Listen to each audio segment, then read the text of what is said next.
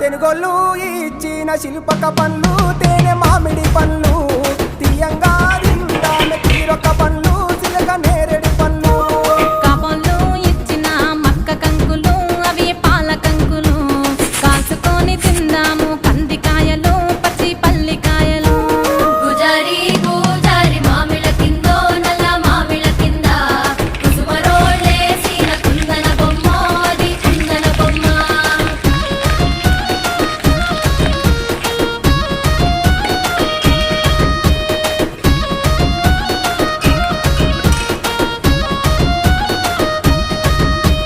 బెస్తోలు పెట్టిన పచ్చి చేపలు